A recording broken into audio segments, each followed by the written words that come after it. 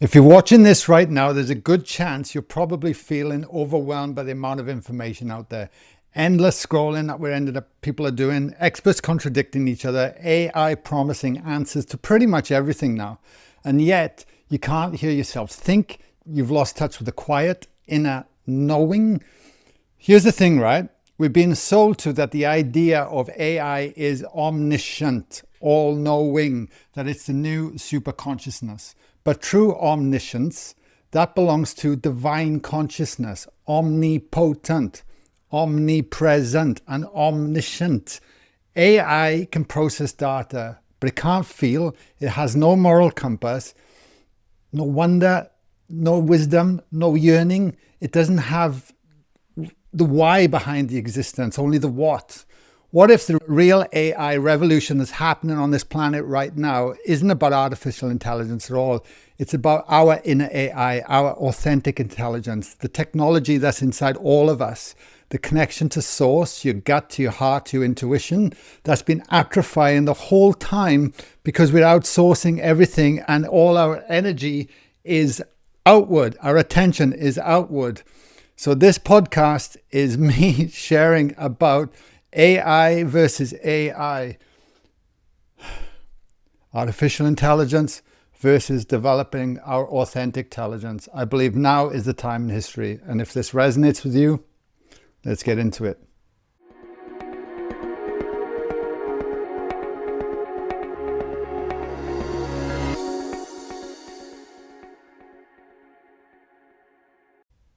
Awesome. One thing I want to mention at the start of this podcast as I dive into all of this and what I've discovered from my own podcast over the years and from experiencing now over 5,000 people in person developing this work and helping people find their own authentic intelligence is that we are running a live webinar next week on the soul solution, and it'll be the soul solution to overwhelm. Live, you can join myself and Matt Omo. There'll be links below. Anyway, let's crack on with the podcast. So the first thing I want to talk to is what dropped out of me in a book called Stalking the Wild Pendulum by Itzhak Bentov. Oh, I always get his name wrong. I apologize. It's a mind-blowing book, okay? But I always remember this analogy about, imagine you're on an aeroplane and you're flying from, say, London to New York, and you ask the air hostess, what time am I going to arrive? And the air hostess will pretty much be able to tell you because the weight of the plane, the amount of fuel being used, the wind direction, the height that you're flying at. Like it's incredible, right? Mathematically, what time that plane's going to land pretty much to the minute, okay? Now, that's all Newtonian physics.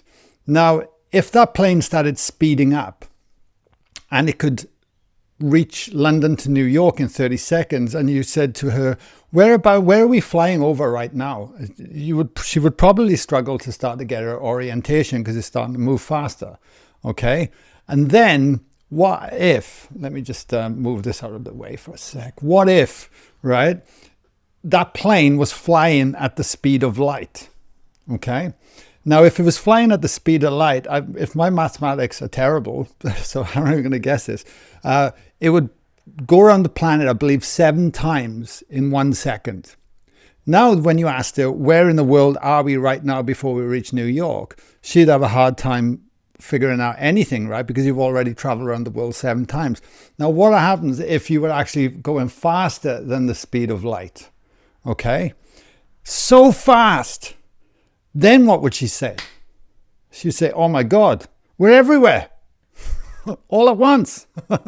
Okay, we'll be omnipresent, and because it's the frequency is moving so fast, we would be everywhere or all places all at once.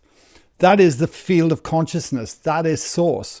And what I've really believe is happening is that we are now, because of the amount of information, technological advancements, we are severing ourselves more and more from this field of potential, this field of energy that is within us, around us, all through creation, all present, all at once. But the fact that we are not present, we are not accessing that information, that relationship. Because there's 2 things you want to consider here for a moment, right?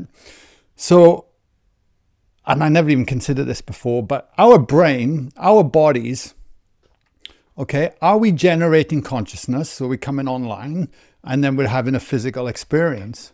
Or are we actually antennas to receiving consciousness?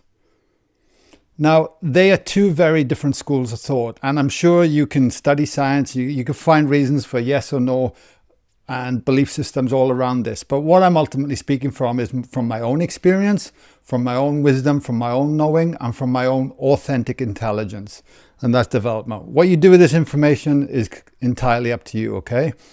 But the point being is that if we start looking at it, that we are receiver of information, that consciousness is actually information and light, and then we're receiving it. Now, that's a very different setup to who we are and reclaiming ourselves, period. Now, I had Gregg Braden on the podcast earlier this year. Let me just go over to some of my notes. Sorry, I got notes here. I'm actually not reading this off a script off air. I'm just kind of winging it, feeling into it and wanting to share, because I want my authentic intelligence to come through this microphone and come to you so we can actually feel the connection genuinely and not be another thing that's I can't even say my words, that's scripted and just being put out there and regurgitated in this world of noise and information. I want to cut through with my heart from how I feel, how I am, who I'm being as an individual, as a person on the planet, and influence and support people that way from being the example in myself of what I want to see in the world out there, okay? And that's my inspiration for you, because how you might be feeling right now if you're listening to the podcast is, I've been through that journey, I continue to go through that journey, and I understand. I do. And what Gregg Braden really spoke to, if you don't know what Gregg Braden is, you must be either living under a rock or you're just stumbling across spirituality for the first time. Anyway, okay, so he cited on my podcast that scientific papers cited proceedings of soft computing theories and applications conferred states that 3D DNA structure, so you know the ladder within the, you see famously 3D DNA structure behaves as fractal antenna, which can interact with electromagnetic fields over a wide range of frequencies. Okay, so what does that mean? DNA just doesn't pick up a signal. It can tune into a broad spectrum of information like a cosmic radio receiver. How cool is that, right? To me, that means the very field of information that we spoke about, like we're goldfish swimming in a goldfish bowl, and we've been swimming our entire lives in this goldfish bowl, and we don't even know we're swimming in it because that's all we know. And we're so thirsty, nobody's told us to take us a drink.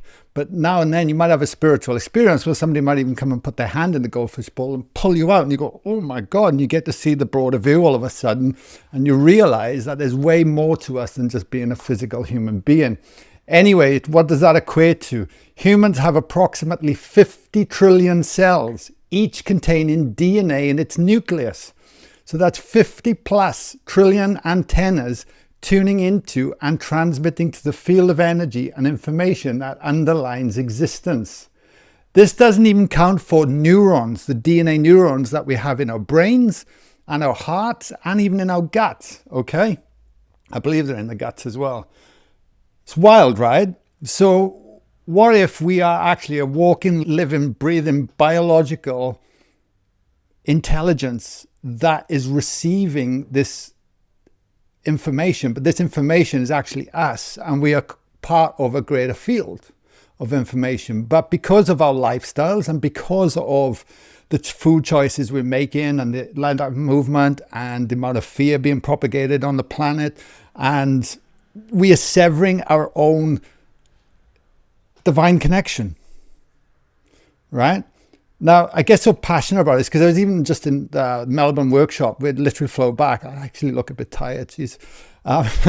Who cares? 2 days ago. And it was mind-blowing what we achieved in just a simple 8 hours of actually starting to come back to presence and heightening that informational exchange connection to source energy. Because once you start having those experiences, it changes the game. You can start to let go of what's yours and what's not yours, or what you've chosen to hold on to and what's not. And through that, you can start to come back to your authentic self, right? Now, what blows my mind as well then is that, where have I got it here? Let me just find it. Okay, so with the DNA, right, you can then think of it like a coil. So when we're in states of certain emotions and feelings like gratitude, love, peace, joy, that DNA opens up. So that means then our antennas can receive more information. So obviously then when we're in those states of being, those practice states of being, then we are more attuned to our intuition. We start to trust ourselves more. We start to feel into states of love more, and we view our perception changes of the world in those moments. And when we're in states of fear, anxiety, jealousy, frustration, rage, and so forth, those coils of DNA tighten like a knot, which is severing our connection to source energy, to that information. And through that, then it starts to feed into more overwhelm, more states of fear, and it's perpetuating an inner cycle within us. And we continue to make unconscious choices based on patterns and behaviors that are not serving us, because we are so disconnected, not only from the field, but then from ourselves as well. And we then just continue to perpetuate the problem by seeking outside of ourselves and not becoming inward and more present. I'm hoping this makes sense as well. So then our DNA cannot express its fullest capacity in any shape or form. But what I've found on my own journey as well, hang on, let me just quote this, right? So the quality of our emotions changes the shape of the DNA. When we're in fear, our DNA is wound up very tightly. It cannot express well. There you go. Love and positive emotions loosen that DNA, and it's that shape that determines where the antenna tunes into the field. So in translation of what Gregg quoted as well, if you're stressed, paralyzed, overwhelmed, AI overloaded, using AI to outsource all our information and intelligence, let me just see what AI has to say and I'll just go and do that. Your DNA antenna is contracted. You literally can't access your own intuition, your gut knowing or connection to source, okay? It's when you're in coherent states, gratitude, heart-centered presence, your DNA opens and you gain access to the infinite intelligence of the field. Now, I actually used AI to help me pull that out of Gregg Braden today, right? Really helpful. I give it stuff, I give it tasks, I do it, I use it, okay? Don't get me wrong, I'm not here just throwing rocks at it. It's a phenomenal tool, but I'm using it to support my own inner growth and my own inner journey. Coming up and actually talking to a podcast like this, talking from my heart, talking from my soul, and talking from a place of where I want to contribute and grow at the same time, and know that our work is getting so much traction and impact with people. It's like, it blows my mind that people are not even aware that all this actually exists, okay? It's all there, but it's supporting me and helping me as I inform myself in the path that I'm choosing in my own life. I hope that makes sense, right? Because I know with my own journey, when I was leaning into this work, if you per se, and awakening, I have felt my, like, when I was in the fitness industry, right? Keep going. I was just trying to get it out. Was that, you know, you go to the gym, you find something that's resisting you, that you have to work harder than the current circumstance to overcome. So when you put weights on the bar, or when you train, or when you run up a hill, or when you run fast, or whatever, it's creating a stimulus within you. So you're using a stress response that's actually then creating an adaptation within the body. And in that adaptation, then there's growth that comes from that, okay? And the muscles get bigger, you get stronger, and you're looking after yourself. And it's no different with this stuff, this work. What I've noticed in my life, and as I've lent into this, as I've found presence, as I've started to develop this spiritual muscle per se, that my body is changing. It is adapting. It is able to hold deeper amounts of light or frequency and information, and I'm able to then slowly tune into it easier and easier, more and more, where it just becomes part of me. Just like when you try something new for the first time.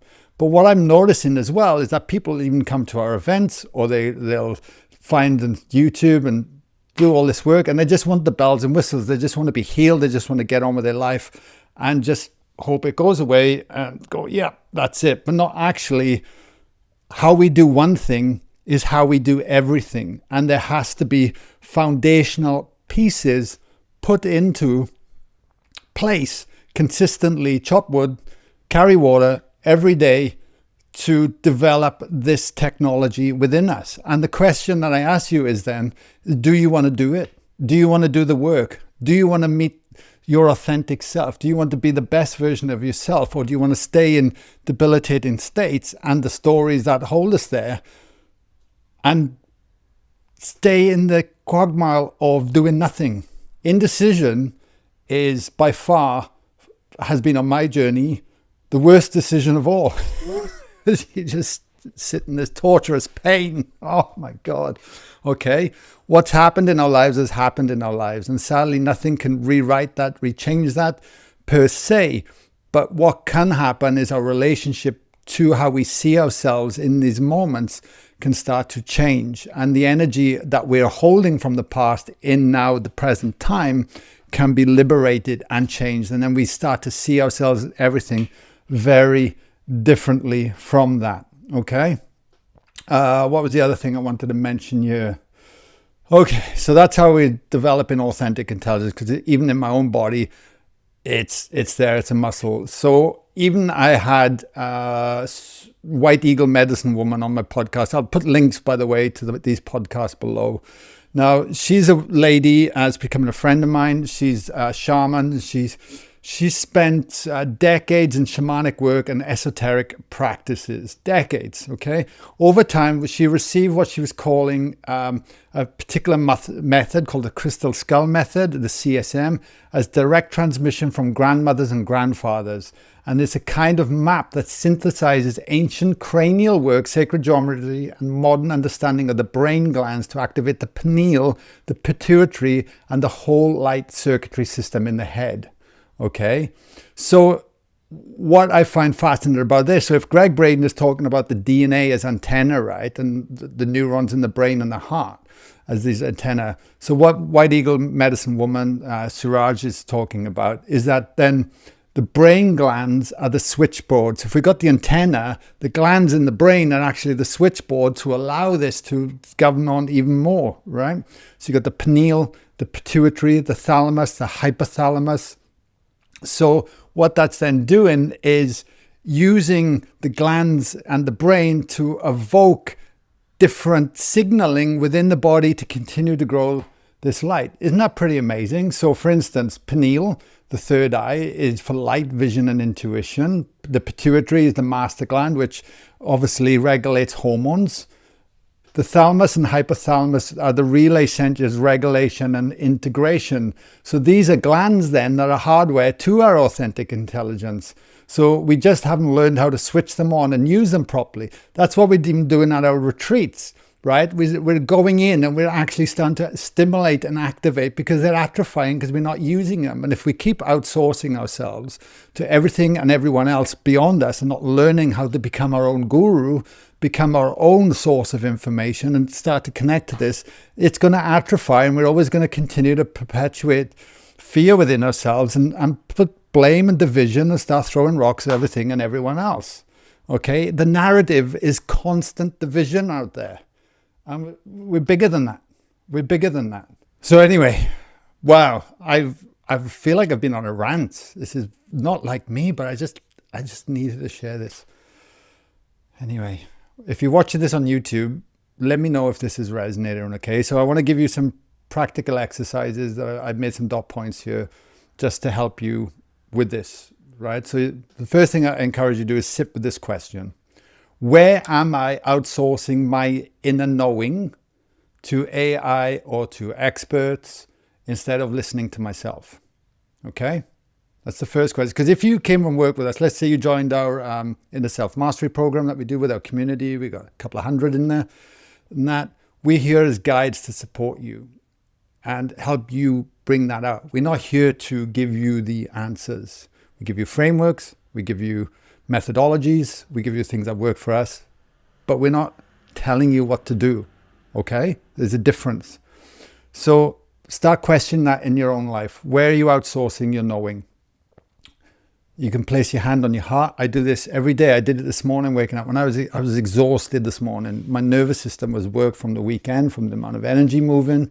I could feel it. My mind wanted to go, poor me, blah, blah, blah, blah, blah. And I just came back to my heart and I breathed. What does my heart actually know in this moment? And it knew that I did some great things the weekend. I was of service. I helped others. You're tired. Just be caring, slow down, be loving to yourself, and your mind will slowly quieten. It's just doing its thing. That's what my knowing was. Instead of going into the story of how I was feeling and perpetuating that. So you can bring that in anytime. Notice moments today when you feel overwhelmed or numb by information and step away. Step away from the screen. Try this, okay? When you're about to ask AI or search for something, pause and see what arises in your body, okay? You can spend 10 minutes in stillness today with no phone, no music, no distractions. Breathe, inner technology. We even have AI in our Inner Self-Mastery membership, Coach Flow. And we designed that in a way to help us find our own inner wisdom. It's like myself, Petra's and Matt. It's like embracing the things that are changing, but then if we're using it, it's actually to develop our own inner intelligence. It's not to outsource the answer, if that makes sense. It's to go, this is what we would probably say. This is then how you develop your own authentic intelligence, all right? Try those things on for size. Even try not looking at technology for a day and notice how you feel. Get into nature. But don't underestimate the possibility of this. The biggest challenge is that when you haven't had a direct experience and you're basing it on a belief, not an internal knowing, an embodiment, that's where it gets slippery. And we always tend to impose our belief systems upon something we've not experienced before, as opposed to just being open to it and exploring it and then getting the direct feedback from the embodied experience. And that develops the wisdom. There's a vast difference, okay? So if this is resonating with you, I just want to let you know that, I got the webinar. Next week, live. You can ask us questions. You can hang out with us. We'll talk you through our fundamental pyramid that we speak of. And that fundamental pyramid is really how do we develop that over time to get to that authentic intelligence, okay? To get to that aspect of the soul solution, to allow that inner guidance through us. And there's elements of doing where you go to spiritual gyms, like that's what we run, the events and the workshops and the retreats and things like that. We really work in those muscles, but then of course there's foundational pieces that you put in place every single day. And it's just, but it's not like, it's going to take more time. You do it it's in line with what your actions you're already doing. You're actually shifting your perceptions more than you're shifting things, and you start making different choices and actions from that. Anyway, link below if you want to come and join us on the 60-minute webinar next week, the Soul Solution. And we'll break down, like I said, the pyramid, guide you through the practices. We'll be doing some live practices on there as well, and how you can start tuning in to your own inner technology. Anyway, hope you got something out of this podcast today. It's nice to do a solo one and just talk and get off my chest. Much love from me. See you soon. I'm standing here right now in Lake Taupo in a beautiful retreat space. And there's a vast difference between an intellectual experience and passive listening to a fully embodied lived experience. Because that's what retreats can do. They can help you land, start to truly reconnect to yourself, to others, to nature, and to spirit as well. There's so much in it. That's why we created Live in Flow, and that's why we are so passionate about getting this work out there and bringing people together. If you want to find out more when our next retreat or event is coming up, just check out the link below.